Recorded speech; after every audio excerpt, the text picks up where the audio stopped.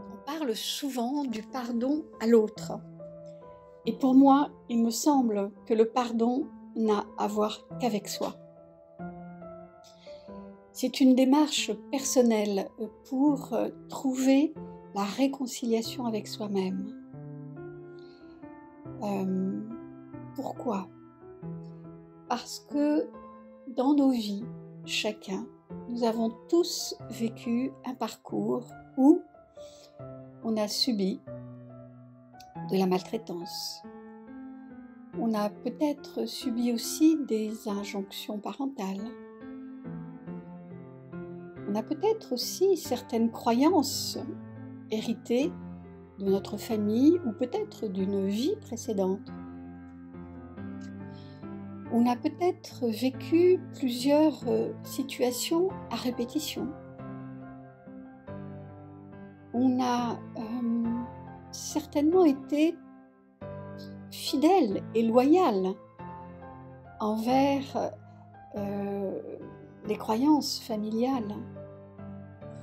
Et pour ne pas enfreindre cette loyauté, on a peut-être emprunté un chemin qui n'est pas le nôtre.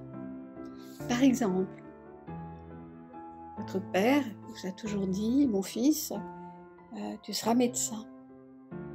Peut-être parce qu'il a été lui-même, peut-être qu'il ne l'a jamais été, mais qu'il aurait souhaité l'être. Et du coup, il souhaite que ce soit son fils qui le devienne, puisque lui n'a pas réussi à le faire, à faire ses études. Et donc ce fils va grandir, faire ses études. Peut-être qu'à plusieurs moments, il va sentir que c'est pas forcément tellement lui, mais voilà, c'est une voix un peu sourde en arrière-plan. Cette petite voix qui vient vous dire que non, finalement, c'est pas tout à fait ça que j'ai envie. Et vous allez peut-être poursuivre, ce fils va poursuivre, il va s'engager, devenir médecin, et c'est peut-être que de nombreuses années après, qu'il va se rendre compte qu'en fait, ça n'a jamais été sa demande à lui principale, que ça ne correspond pas à ses aspirations, qu'il est peut-être doué pour autre chose et qu'il n'a jamais été allé voir et développer ces ressources-là. Il y a d'autres situations peut-être plus communes. On vous dit qu'il faut faire des enfants, être marié, faire des enfants. C'est ça la vie normale, entre guillemets. Et que peut-être si vous n'avez pas d'enfants, vous allez grandir avec de la culpabilité. Peut-être que vous avez certaines croyances et que vous allez les faire perdurer dans votre vie et que vous allez vous en rendre compte à un moment que ces croyances ne vous appartiennent pas. En fait, elles sont liées à peut-être un milieu familial, un milieu social, mais que ça n'est pas vous. Ça n'est pas vous. Peut-être que vous avez grandi et que votre mère ou quelqu'un de votre famille vous a toujours dit « les hommes, c'est tous des salauds », etc. Et pour corroborer à cette croyance, vous allez rencontrer effectivement que des hommes pas très respectueux. Et ce que je veux dire, là où va se situer le pardon, à se pardonner, c'est au moment où vous allez vous rendre compte que finalement vous avez accepté une forme de maltraitance et que cette maltraitance, vous l'avez vécue peut-être de nombreuses années sans vous rendre compte qu'en fait vous avez tout simplement obéi à certains dictats. Peut-être qu'à ce moment-là, il va y avoir une remontée émotionnelle, de colère, de reproche. Et c'est à ce moment-là qu'il est important de se pardonner, qu'il est important de comprendre, de ressentir que peut-être vous avez accepté un chemin qui n'est pas le vôtre, quel que soit le chemin.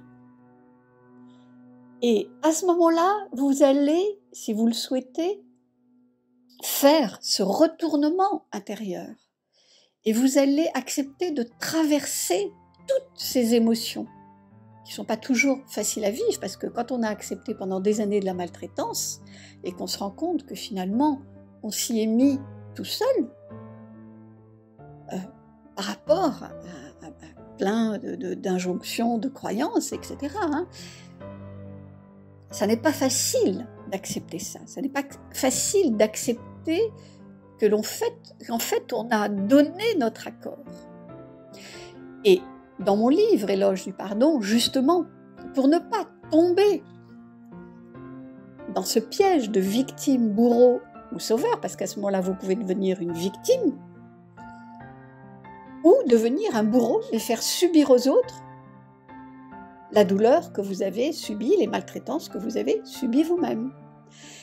Et donc, je développe ces 3 points, ces 3 postures, victime, bourreau, sauveur, et ensuite, je propose un processus justement pour sortir de la culpabilité et pour plutôt aller vers ce qui est de l'ordre de la légitimité.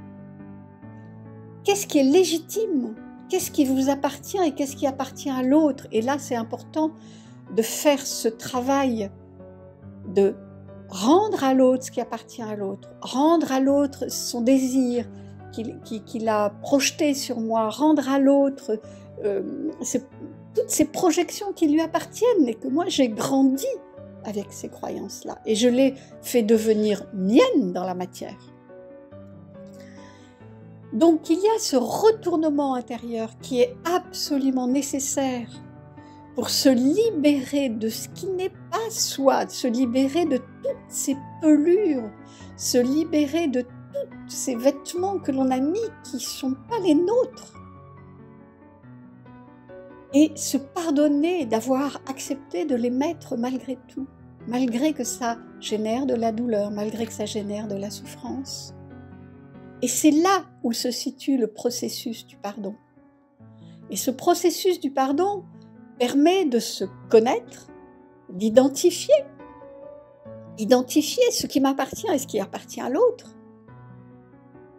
Se reconnecter avec ses propres valeurs, avec ses propres ressources, développer ses propres ressources, tout en faisant le deuil de ce qui ne nous appartient pas.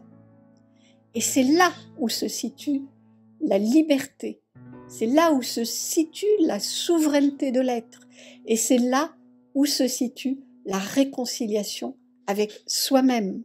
Parce qu'on ne peut pas se réconcilier avec qui que ce soit tant qu'on n'a pas connecté, trouvé cette réconciliation avec soi-même. Donc vous voyez, cette démarche, ce processus du pardon dont je parle dans mon livre Éloge du pardon aux éditions Trédaniel n'a rien à voir avec le pardon judéo-chrétien, n'a rien à voir avec des sentiments de culpabilité, de faute, de mea culpa. C'est plutôt un retour à soi. Un retour à soi dans un processus où on va développer de l'amour pour soi. Parce que par ce processus-là, on se reconnecte à soi-même. En faisant, bien sûr, le deuil, en laissant toutes ces vieilles peaux qui ne nous appartiennent pas. Et c'est mon invitation. Voilà, c'est mon invitation sur ce chemin. Bien sûr, ça peut prendre un peu de temps, puis ça dépend de chacun. Ça dépend de nos résistances, ça dépend de notre capacité à voir ce qui se joue en nous. On ne peut pas dire en combien de temps on fait cette démarche du pardon. Mais ce pardon est libérateur. On ne peut pas le contourner. On ne peut pas en faire fi. On ne peut pas continuer à endosser des vêtements qui ne nous appartiennent pas, à accepter des maltraitances qui appartiennent à des croyances, mais qui ne nous appartiennent pas. Donc il est temps, je pense, il est temps de laisser partir tout cela, voyez, de faire cette démarche pour laisser partir tout ça. pour enfin renaître de ses cendres, parce que c'est de ça dont il s'agit. Parce que quand on accepte de faire ce processus, on rentre dans une sorte d'alchimie de l'être. Et cette alchimie, ce qui était maltraitance devient de l'amour pour soi. Et c'est ça la beauté. C'est ça la beauté du pardon. Et c'est mon invitation. Voilà, mon livre.